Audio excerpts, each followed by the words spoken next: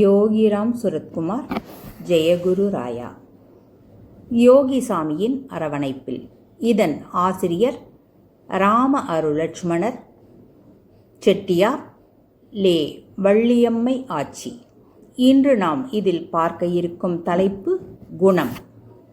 ஆசிரமத்தில் வாகனங்கள் நிறுத்துவதற்கு இடம் தேவைப்பட்டது.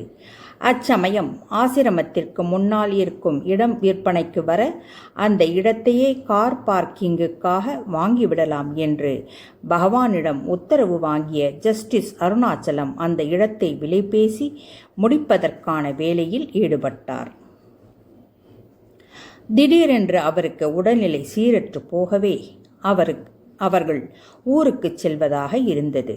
எனவே பகவான் என்னை அழைத்து, செட்டியார், ஜஸ்டிஸ் அவர்கள் ஊருக்கு செல்வதால் நீங்களே இந்த இடத்தை பேசி முடித்து விடுங்கள் என்று கூறினார்கள்.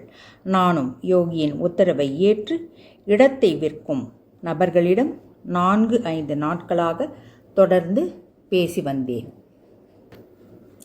தினமும் காலையும் மாலையும் பகவானிடம் இடத்தை விற்கும் நபர்களிடம் பேசிய விவரத்தை கூறி அதில் வரும் ஏற்றத்தாழ்வை கூறி வந்தேன். ஒரு நாள் காலை யோகியிடம் இடத்தை பேசி முடித்தாகிவிட்டது சாமி என்று கூறினேன். பகவான் மிகவும் சந்தோஷப்பட்டார்கள். நான் பகவானின் வலது பக்கத்தில் உட்கார்ந்திருந்தேன்.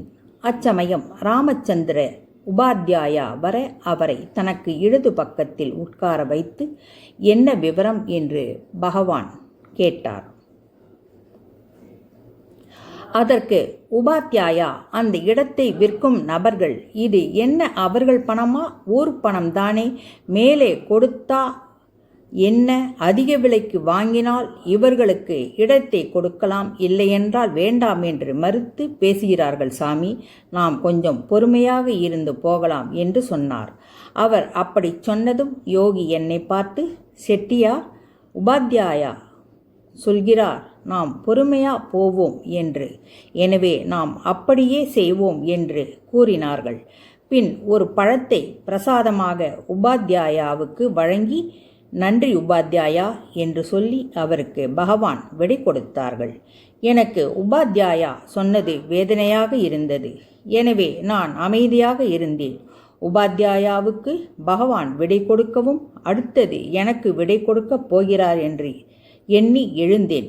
உடனே பகவான் என்னை உட்காரச் சொல்லி சைகை காட்டினார். நானும் அமர்ந்தேன்.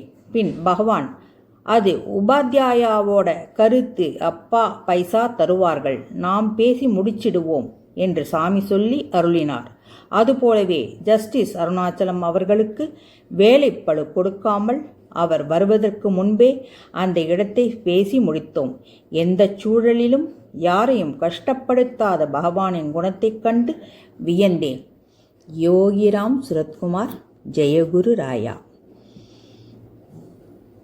பகவானின் அரவணைப்பில் என்றும் நாம்.